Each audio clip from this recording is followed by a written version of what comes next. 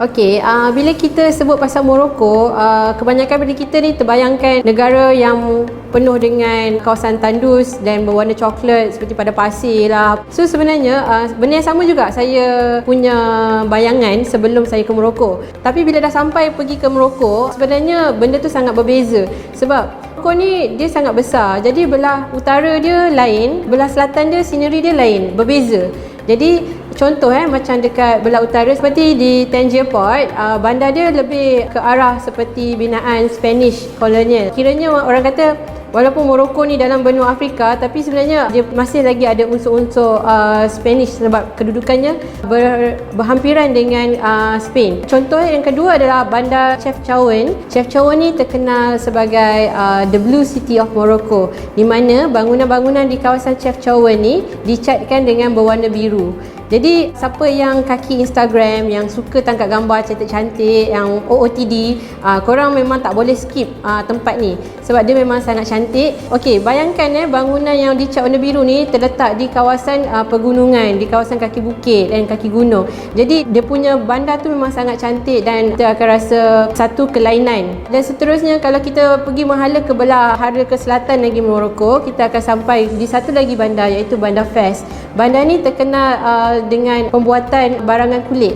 So kat sini korang boleh tengok tanneries punya kilang, and then yang paling best sekali, kilang di sini boleh menerima kita punya tempahan dan siap dalam masa tak sampai 24 jam. Contoh masa hari tu kita orang singgah di kilang ni waktu pukul 5 petang, and then kita kata nak buat jaket kulit. Dia kata dia boleh hantar sebelum 7 pagi keesokan harinya. So tak sampai 24 jam.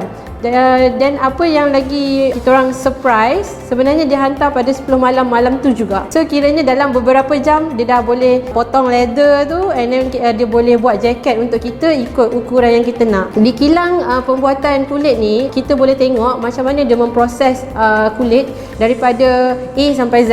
So maksudnya dari kat situ kita boleh nampak macam mana dia warnakan kulit-kulit lembu kuda, dan kita boleh tengok sendiri macam mana dia orang buat leather yang berkualiti. Tapi yang tak bestnya dekat kilang ni, dia ada satu bau yang sangat kurang enak, di mana sebenarnya bau ni terhasil sebab kulit tu sebenarnya mengeluarkan satu bau yang agak busuk. Jadi kat sini owner kilang tu hari tu dia bagi kita orang daun pudina untuk menghilangkan bau yang tak best tu. Okey, selain daripada famous dengan pembuatan barangan kulit, dekat Fez ni juga famous sebab ada satu universiti yang tertua di dunia. So kalau kita selama ni ingat Oxford, Harvard, so sebenarnya kat Morocco pun ada universiti yang sangat bagus. So di universiti ni pembelajaran secara tradisional masih lagi dilakukan, di mana diorang akan buat satu group, and then beberapa tenaga pengajar yang akan memberi tunjuk ajar secara direct, kiranya dalam grup yang kecil-kecil. Antara tempat yang menarik lagi di Morocco adalah Marrakesh dan juga Casablanca. Tapi kat sini saya nak cakap sangat rugi kalau kita ke Morocco tapi tak singgah ke Gurun Sahara. Sebab Gurun Sahara ni merupakan gurun yang antara yang terpanas dan juga terbesar di dunia. Jadi bila kita kata panas, kita imagine mungkin mencecah sehingga 40 degree ke apa kan. Dekat sini tips dia, korang sebenarnya boleh visit gurun ni ketika musim sejuk. Sebab ketika musim sejuk, suhu dia tak berapa tinggi, mungkin dalam sekitar 10 hingga 15 degree Celsius. Jadi orang kata lebih selesa untuk berjalan dan menangkap gambar di sekitar situlah. Apa yang kita nak buat dekat Gurun Sahara? Okey, selain daripada kita boleh try untuk naik unta, kita juga boleh try untuk naik ATV yang dipandu sendiri oleh kita untuk explore kawasan gurun. Antara aktiviti lain yang korang boleh try seperti sandboarding, and then malam-malam. Yang bestnya dekat Gurun Sahara ni, biasanya kita boleh nampak bintang yang bertaburan yang sangat cantik dan orang kata sangat cun lah kan.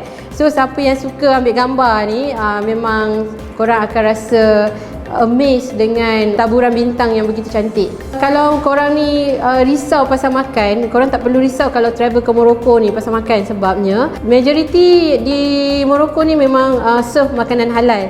Jadi korang boleh try local dish seperti tajin, couscous, dan yang paling terbaik sekali korang boleh try kambing golek. So kambing golek ni korang boleh dapat di bandar-bandar besar seperti di Marrakesh dan Casablanca. Dia ada bazar yang macam contoh di Marrakesh dia jual dekat Jamal Al Fena. So kat sini dia macam banyak street food, local food yang korang boleh try. Okey, biasa orang tanya, bahaya tak kalau kat Morocco? Actually, bila kawasan luar bandar, bahaya tu tak berapa bahaya. Tapi bila masuk ke kawasan bandar tu sebenarnya kita terpaksa berhati-hati sikit lah. Sebabnya di bandar-bandar seperti Marrakesh dan Casablanca, di Old Bazaar dia kadang-kadang ada scam ataupun pickpockets. Jadi sebab tu kita kena sentiasa alert dan aware dengan persekitaran. Contoh kalau kita bawa beg, make sure kita bawa beg ke depan, jangan kita bawa kat belakang. So kalau kat belakang nanti senang sikit dia nak mencuri kan.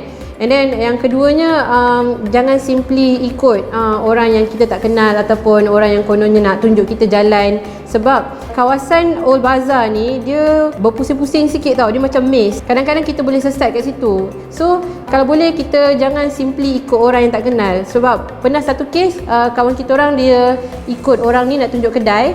Sekali rupanya orang ni nak pau duit. Maksudnya kita kena aware lah supaya tak terjadi kat kita. Biasanya orang pergi Morocco ni, diorang akan pergi ke beberapa tempat je seperti Marrakesh dan Casablanca. Tapi personally bagi saya, alang-alang dah pergi Morocco, better spend lebih kurang dalam 10 hingga 12 hari untuk explore betul-betul lah orang kata daripada utara hingga ke selatan. Sebabnya Sahara ni dia terletak agak jauh sikit daripada Marrakesh. Maksudnya hampir 600 km. Jadi kalau orang kata the best untuk explore kawasan tu, kita allocate at least 3 hari untuk Sahara sahaja.